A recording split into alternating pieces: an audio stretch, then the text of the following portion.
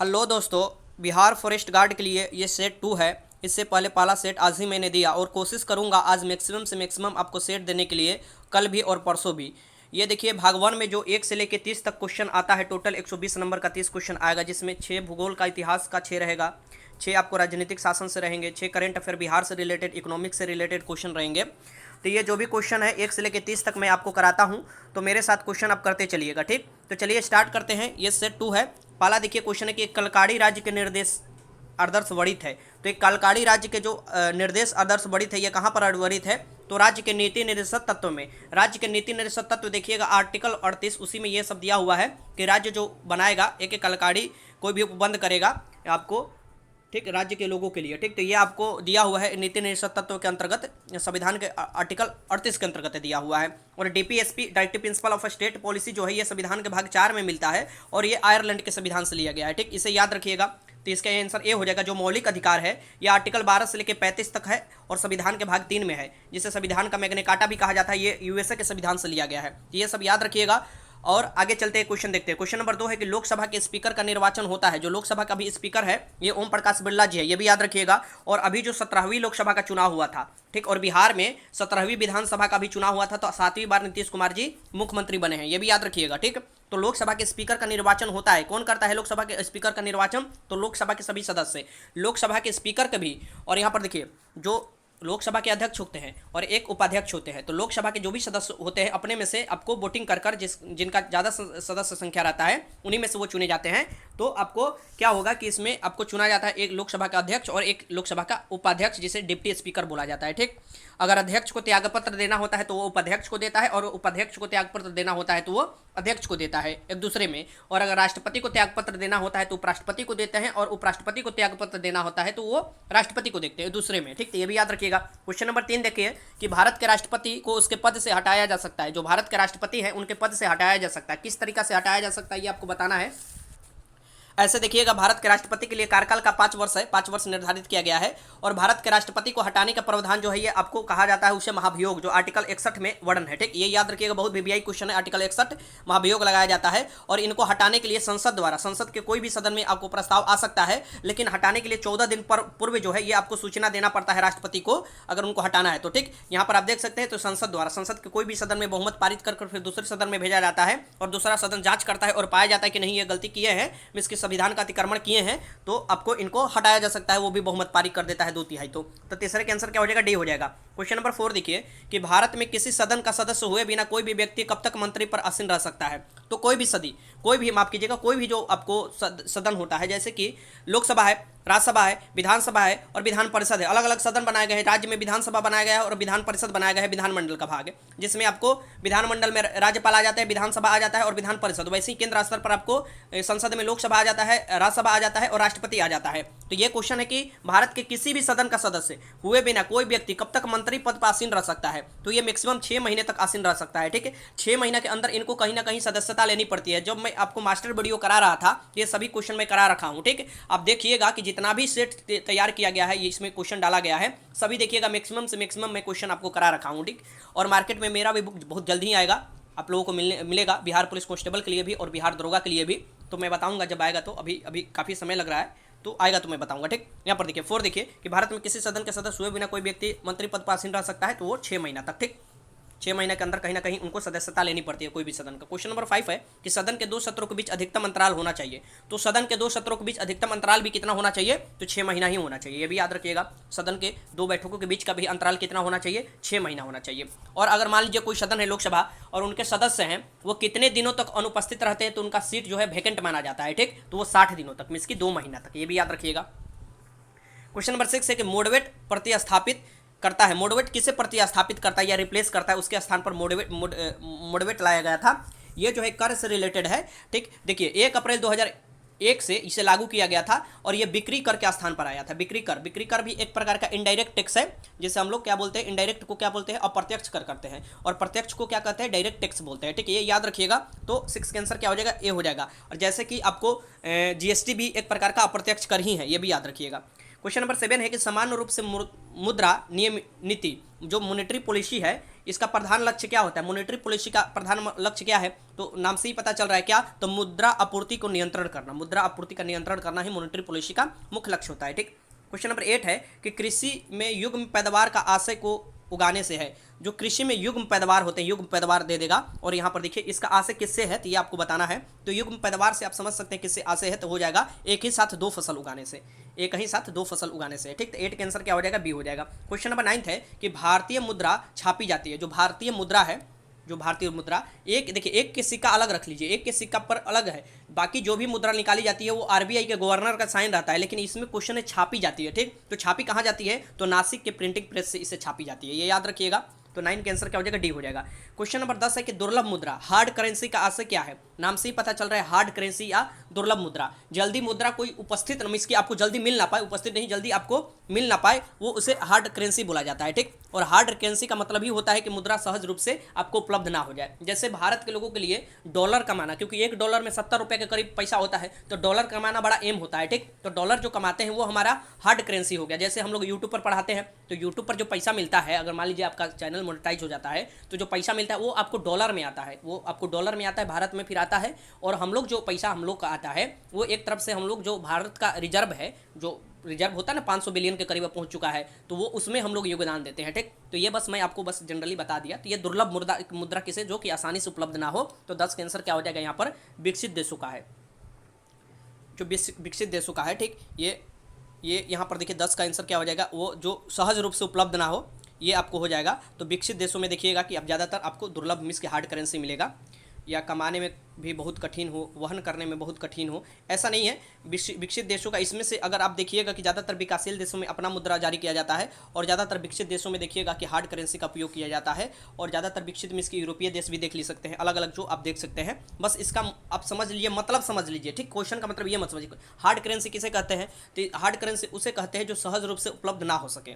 ठीक। जो सहज रूप से उपलब्ध ना हो सके, मीन्स की चूंकि हमारे देश में डॉलर के जानते हैं, डॉलर सभी कमाने का लक्ष्य रखते हैं कि डॉलर में पैसा मिलेगा, तो $1 में 70 रुपया मिल जाएगा, इसीलिए तो सब भागते हैं यूरोप की तरफ। क्वेश्चन नंबर 11 है कि भारत के संविधान का निम्नलिखित में से कौन सा अनुच्छेद प्रेस की स्वतंत्रता से संबंधित है। तो प्रेस की स्वतंत्रता के लिए कोई अलग अनुच्छेद का वर्णन नहीं है, लेकिन आप देखिएगा कि इसके एक अनुच्छेद में ही इसको स्वतंत्रता दिया गया है, वो है वाक्य और अभिव्यक्ति की स्वतंत्रता। तो वाक्य और अभिव्यक्ति की स्वतंत्रता आर्टिकल 19 में दिया है, आर्टिकल 19 के ए फर्स्ट के ए में। तो अगर दे आपको ऐसे आर्टिकल 19 के फर्स्ट के ए, इसी में आपको प्रेस की स्वतंत्रता भी नहीं था। ठीक। तो ऐसे आपको याद रखना चाहिए। मास्टर वीडियो जब मैं करा रहा था उसमें भी ये क्वेश्चन मैंने कराया था। ठीक। अब देखिए कि अगर आपात लागू हो जाता है, जो कि आर्टिकल 352 के तहत आपात लागू होता है, जो कि बिहार दरोगा में क्वेश्चन पूछा हुआ था मुख्य परीक्षा में, कि कौन सा आपका जो है ये जो है मौलिक अधिकार जो आपको खत्म नहीं होता, वो उस समय भी था। तो ये आपको आर्टिकल 20 और आर्टिकल 21 उस समय भी बचा रहता है। ठीक। जीवन के जीने की स्वतंत्रता जो है ये आपको बचा रहता है। ठीक। क्वेश्चन नंबर 12 है कि निम्नलिखित में से किस संविधान संशोधन अधिनियम को लघु संविधान मिनी कॉन्स्टिट्यूशन बोला जाता है। मिनी कॉन्स्टिट्यूशन किसे बोला जाता है, तो देखिए 1975 से 77 में आपको आपात लागू हुआ था, उसी समय संविधान में बहुत से चेंजिंग किए गए थे। जैसे कि प्रस्तावना में 3 वर्ड जोड़ा गया था, समाजवादी, आपको धर्मनिरपेक्षता जोड़ा गया था जिसे पंथ निरपेक्षता बोला जाता है, अखंडता, 3 शब्द जोड़े गए थे प्रस्तावना में। कब, तो 42वें संविधान संशोधन 1976 द्वारा, 42वें संविधान संशोधन 1976 में। और उसी समय एक और भी जोड़ा गया था, 4A में लाया गया था, क्या 4/4A में लाया गया था मौलिक कर्तव्य, जो 10 मौलिक कर्तव्य था उस समय, अब 11 मौलिक कर्तव्य है। ये भी जोड़ा गया था सोर्सी समिति की सिफारिश पर। तो देखिएगा बहुत से परिवर्तन किए गए थे। तो 42वें संविधान संशोधन को इसीलिए क्या कहा जाता है, मिनी कॉन्स्टिट्यूशन कहा जाता है। और ये मुख्यतः कब किया गया था, तो ये 1976 में किया गया था, और उस समय आपात लागू था भारत में। जो तृतीय आपात लागू किया गया था वो इंदिरा गांधी द्वारा किया गया था। राष्ट्रीय आपको किसके लिए किया गया था, तो आंतरिक अशांति का कर बोला गया था, इसके लिए किया गया था। ठीक। क्वेश्चन नंबर 3 है कि भारत में चालू मूल्यों पर प्रति व्यक्ति न्यूनतम आय वाला राज्य कौन है। तो चालू मूल्य पर प्रति व्यक्ति न्यूनतम आय वाला राज्य कौन है, अब ये तो आप खुद ही जान गए होंगे। तो ये जो गरीब राज्य तो बिहार ही है। तो बिहार जो है प्रति व्यक्ति न्यूनतम आपको इसका आपको पैसा है, इसके कमाते हैं लोग यहाँ के। और यहाँ पर मैं आपको कुछ बता दूँ कि जो सबसे ज़्यादा अगर पूछे भारत में तो वो गोवा हो जाएगा। गोवा के बाद दिल्ली का स्थान आता है। ठीक। वहाँ के लोग सबसे ज़्यादा प्रति व्यक्ति आय वाले हैं, ये भी याद रखिएगा। तो 13 का आंसर क्या हो जाएगा यहाँ पर हो जाएगा आपका ए हो जाएगा। ठीक। प्रति व्यक्ति न्यूनतम आय वाला राज्य कौन सा है, बिहार हो जाएगा यहाँ पर। ठीक। बिहार के बाद भी और भी अलग अलग राज्य आते हैं, पूर्वी राज्य भी कुछ आता है, बिहार के बाद उत्तर प्रदेश का भी स्थान आता है, क्योंकि यहाँ पर देखिए जनसंख्या ज़्यादा है और कमाने वाले कम है, और फैक्ट्री भी नहीं है बिहार में, आप देख रहे हैं। क्वेश्चन नंबर 14 एक निम्नलिखित प्रत्यक्ष करों में से किस कर से सरकार को अधिकतम राजस्व की प्राप्ति होती है। तो आपको देखिए जो प्रत्यक्ष यहाँ दे रहा है, प्रत्यक्ष कर में से किस कर से सरकार को अधिकतम राजस्व की प्राप्ति होती है। तो आप देखिएगा कि अधिकतम जो राजस्व की प्राप्ति होती है प्रत्यक्ष कर में, तो प्रत्यक्ष कर में निगम कर जो कॉर्पोरेट टैक्स है ना, इससे सबसे ज़्यादा करीब 21% के करीब 2019 में प्राप्ति हुआ था और 19% के करीब आपको जीएसटी से प्राप्ति हुआ था। तो जीएसटी तो आपको अप्रत्यक्ष कर हो गया, ठीक, लेकिन 19% जो आया था टैक्स ये आपको कॉर्पोरेट टैक्स से ही आया था, ठीक, ये याद रखिएगा। तो 14 का आंसर क्या हो जाएगा, ए हो जाएगा, ठीक। क्वेश्चन नंबर 15 कि भारत में सबसे अधिक कॉफी उत्पादन करने वाला राज्य कौन सा है। तो भारत में सबसे अधिक कॉफी उत्पादन, देखिए कॉफी के जब भी नाम आता है तो आपको कर्नाटक आना चाहिए, क से कॉफी, क से कर्नाटक, कर्नाटक में सबसे ज़्यादा कॉफी होता है। और अगर आपको ये भी आए कि सबसे ज़्यादा सोना कहाँ होता है तो वो भी कर्नाटक में ही होता है, ये भी याद रखिएगा, ठीक। ये सब आपको याद रखना चाहिए। कोलार जो खान है सोना के लिए प्रसिद्ध है, जो कर्नाटक में स्थित है। अब यहाँ पर मैं आपको कुछ बात बता दूं, जो केरल है, केरल में काजू हुआ, मसाला हुआ, नारियल हुआ, ये सब सबसे ज़्यादा होते हैं केरल में, ठीक, ये याद रखिएगा, ठीक। अब यहाँ पर हम महाराष्ट्र में सबसे ज़्यादा प्याज होता है, क्या होता है, प्याज होता है महाराष्ट्र में, ये भी याद रखिएगा। अब हम चलते हैं अगला क्वेश्चन की तरफ, लेकिन अगला क्वेश्चन जाने के समय कॉफ़ी के साथ चाय भी आप लोग पीते हैं, तो चाय सबसे ज़्यादा कहाँ होता है, तो असम में होता है, ये याद रखिएगा।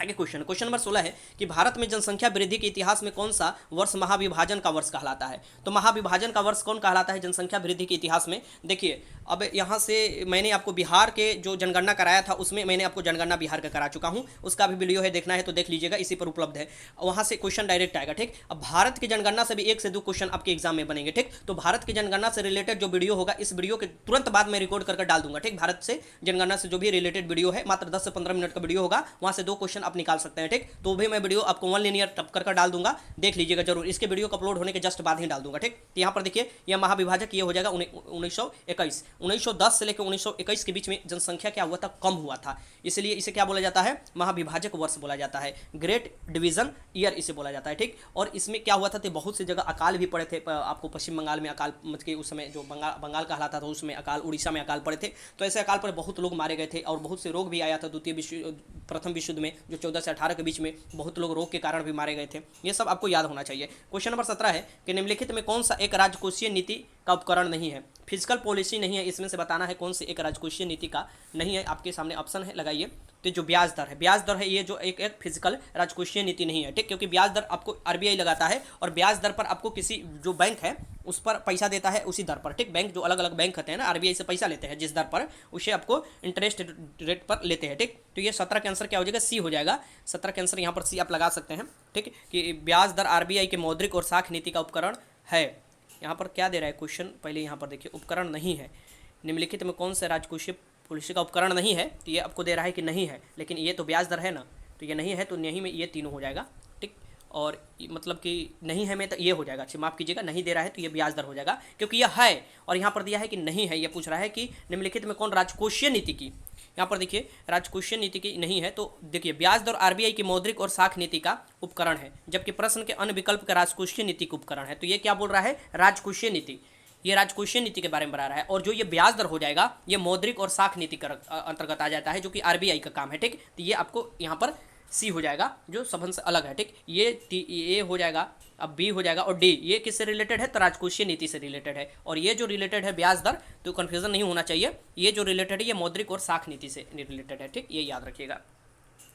क्वेश्चन नंबर 18 की जैसे जैसे अर्थव्यवस्था विकसित होती है राष्ट्रीय आय में तृतीय क्षेत्र का अंश। देखिए जैसे जैसे अर्थव्यवस्था विकसित होती है तो जो राष्ट्रीय आय में तृतीय क्षेत्र है, तृतीय क्षेत्र में कौन कौन आ जाते हैं, तृतीय क्षेत्र में व्यापार आ जाएगा, परिवहन आ जाएगा, संचार आ जाएगा, बैंकिंग आ जाएगा, बीमा आ जाएगा, जैसे आप जॉब करते हैं वो भी तृतीय क्षेत्र में आ जाएगा, जो जॉब में आप जाने वाले हैं। तो ये जो तृतीय क्षेत्र है जैसे जैसे विकसित होता है वो वैसे वैसे बढ़ते जाता है, ठीक, ये याद रखिएगा। इसका आंसर क्या हो जाएगा, सी हो जाएगा। यहाँ पर मैं कुछ आपको जानकारी दे दूँ कि जो प्राइमरी में आ जाएगा, प्राइमरी क्षेत्र में कौन आता है, तो वो कृषि उऋषि आ जाता है, और दूसरी जो द्वितीय क्षेत्र होते हैं उसमें उत्खनन आ जाता है, और तृतीय क्षेत्र में जो भी आपको उसका माल बनता है उसको डिस्ट्रीब्यूट करना या इधर उधर बेचना, ये सब तृतीय क्षेत्र के अंतर्गत आ जाता है, ठीक, ये सब याद रखिएगा। तो 18 का आंसर क्या हो जाएगा, सी हो जाएगा यहाँ पर। क्वेश्चन नंबर आपको 4 है कि आर्थिक नियोजन विषय है, जो आर्थिक नियोजन है ये किसका विषय है, ये आपको बताना है। इकोनॉमिक प्लानिंग जो विषय है ये समवर्ती सूची का विषय है, किसके, समवर्ती सूची, कंकरेंट लिस्ट का विषय है, ये याद रखिएगा। तो 19 का आंसर क्या हो जाएगा यहाँ पर, ये समवर्ती सूची हो जाएगा, सी हो जाएगा, ठीक। क्वेश्चन नंबर 20 है कि जम्मू एवं कश्मीर के राज्यपाल की नियुक्ति कौन करता है। तो जम्मू कश्मीर, देखिए जम्मू और कश्मीर के राज्यपाल की नियुक्ति कौन करता है ये आपको बताना है। तो जम्मू कश्मीर के राज्यपाल की नियुक्ति जो किया जाता है, अभी याद रख लीजिएगा करंट अफेयर में कि जम्मू कश्मीर का भी राज्यपाल कौन है, ये आपका काम है, याद रख लीजिएगा। अगर आ रहा है तो कमेंट बॉक्स में बताइएगा, ठीक है। तो 20 का आंसर क्या हो जाएगा, 20 के यहाँ पर आंसर हो जाएगा भारत के राष्ट्रपति, क्योंकि कोई भी राज्यपाल की नियुक्ति भारत के राष्ट्रपति ही करते हैं और राज्यपाल जो है ये राष्ट्रपति के प्रसाद पर्यंत अपना पद धारण करते हैं, ठीक। बिहार के भी राज्यपाल का अगर नाम याद है तो आप बता दीजिए, ठीक, अगर नाम याद है तो इस 20 का आंसर क्या हो जाएगा यहाँ पर, डी हो जाएगा। क्वेश्चन नंबर 21 है कि शारदा मणि कौन थी।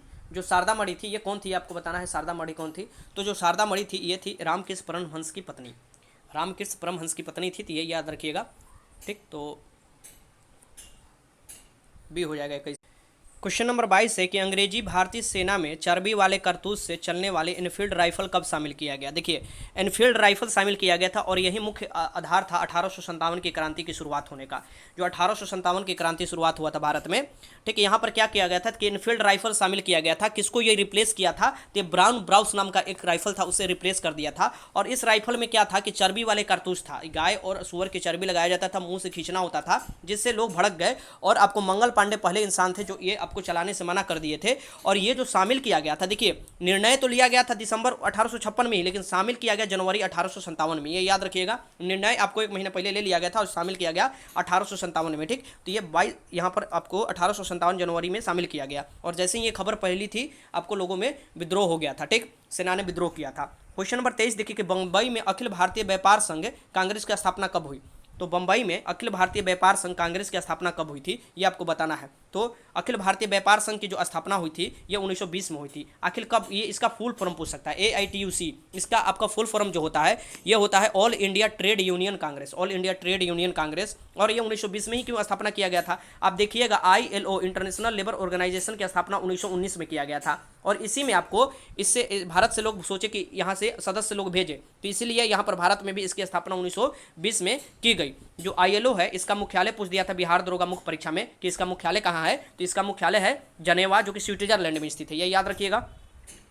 क्वेश्चन नंबर 24 है कि अमृत बाजार पत्रिका की स्थापना किसने की। अमृत बाजार पत्रिका है इसकी स्थापना किसने की थी ये आपको बताना है। तो इसका आंसर क्या हो जाएगा, इसका आंसर जो हो जाएगा डी हो जाएगा, आपको शिशिर कुमार घोष ने की थी, ये याद रख लीजिएगा। क्वेश्चन नंबर 25 है कि किसने कहा था कि कांग्रेस आंदोलन न तो लोगों द्वारा प्रेरित था और न ही उनके द्वारा सोचा या योजनाबद्ध किया गया था। देखिए जो कांग्रेस की स्थापना हुई थी 1885 में हुआ था, तो ये एक जो थे ये थे अलीगढ़ मुस्लिम जो विश्वविद्यालय, इसके संस्थापक है सर सैयद अहमद खां ये थे। और इन्होंने ही ये बात बोला था कि कांग्रेस आंदोलन न तो लोगों द्वारा प्रेरित है और न ही उनके द्वारा सोचा हुआ योजनाबद्ध किया गया है, ठीक। तो ये याद रखिएगा। भूमेश चंद्र बनर्जी जो थे ये सबसे पहले आपको 1885 में जो कांग्रेस का स्थापना हुआ था एवं हुरुम द्वारा हुआ था, भूमेश चंद्र बनर्जी सबसे पहले इसके अध्यक्ष बने थे, ठीक।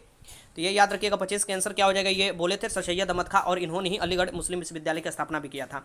गांधी इरविन समझौते के हस्तांतरित होने वाले में किसने महत्वपूर्ण भूमिका निभाई। तो गांधी इरविन जो समझौता हुआ था उसमें महत्वपूर्ण भूमिका किसने निभाया था ये आपको बताना है। तो ये महत्वपूर्ण भूमिका निभाने वाले में थे आपको तेज बहादुर सप्रू, तेज बहादुर सप्रू ने महत्वपूर्ण भूमिका निभाया था गांधी इरविन समझौते में, ठीक। ये याद रखिएगा। 26 का आंसर क्या हो जाएगा, सी हो जाएगा। क्वेश्चन नंबर 27 के अंग्रेजी शासनकाल में भारत का कौन सा क्षेत्र अफीम उत्पादन के लिए प्रसिद्ध था। ये तो BPSC का रिपीटेड क्वेश्चन है कि अंग्रेजी शासनकाल में भारत में कौन सा ऐसा क्षेत्र था जो अफीम उत्पादन के लिए प्रसिद्ध था, तो वही था बिहार था, ये याद रखिएगा। आगे चलते हैं। क्वेश्चन नंबर 28 है कि निष्क्रिय विरोध का सिद्धांत प्रतिपादन किया, पैसिव रेजिस्टेंस का सिद्धांत किसने प्रतिपादित किया था। देखिए ये क्वेश्चन आप देखिएगा तो इसमें आंसर गलत दिया हुआ है, इसमें आंसर जो दिया हुआ है ये महात्मा गांधी नहीं किए थे, ये अरविंद घोष किए थे, ये याद रखिएगा, अरविंद घोष। तो सुधार कर लीजिएगा, निष्क्रिय विरोध जो है पैसिव रेजिस्टेंस का किसने प्रतिपादन किया था, तो अरविंद घोष किए थे, ठीक। ये याद रखिएगा। बाल गंगाधर तिलक का एक बड़ा स्लोगन आता है कि स्वतंत्रता मेरा जन्मसिद्ध अधिकार है और हम इसे लेकर रहेंगे, ये आपको बाल गंगाधर तिलक ने ही आपको बोला था। और शिवाजी के लिए जो शुरुआत किया गया था चौथ और गणेश पूजा वाला, ये सब ये इनके द्वारा ही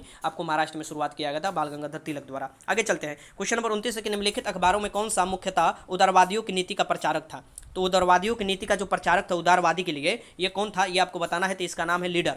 29 का आंसर क्या हो जाएगा यहाँ पर, सी हो जाएगा। 29 का आंसर बी हो जाएगा, लीडर हो जाएगा। लीडर किसके द्वारा लिखा जाता था, तो ये लिखा था, लीडर के जो संपादक थे ये पंडित मदन मोहन मालवीय। और पंडित मदन मालवीय के नाम किससे आता है, तो बनारस हिंदू विश्वविद्यालय जो है ये आपको काशी हिंदू विश्वविद्यालय के नाम से भी जाना जाता है, वो आता है उनका नाम, ठीक। क्वेश्चन नंबर 30 है वह कौन सा कांग्रेस अध्यक्ष है जिसने क्रिप्स मिशन एवं लॉर्ड वेवल दोनों की वर्ताई की। वो बताना है। कांग्रेस का अध्यक्ष है जो किसने क्रिप्स मिशन और लॉर्ड वेवल दोनों की वर्ताई आपको की थी, अध्यक्ष उस समय थे ये, ठीक। तो ये जो हो जाएंगे ये हो जाएंगे आपको अब्दुल कलाम आज़ाद। अब्दुल कलाम आज़ाद हो जाएंगे, ये याद रखिएगा। अब्दुल कलाम आज़ाद ही हमारे पहले शिक्षा मंत्री भी बने थे। और यहाँ पर कुछ मैं आपको इनके बारे में जानकारी दे दूँ। अब्दुल कलाम आज़ाद ही ऐसे व्यक्ति थे जो कि 1923 में कांग्रेस के अध्यक्ष भी बने थे, जो सबसे युवा हो जाएगा। और अगर आज़ादी के बाद बोले तो राजीव गांधी हो जाएंगे। आज़ादी के बाद जब 1947 के बाद अगर बोला जाए सबसे युवा कांग्रेस अध्यक्ष, तो आपको अभी जो कांग्रेस है इसका अध्यक्ष ये आपको राजीव गांधी बने थे, ठीक। और इससे पहले जो बने थे सबसे युवा, तो वो बने थे कौन, आपको यही अब्दुल कलाम आज़ाद, ये भी याद रखिएगा। और ये 1923 में बने थे।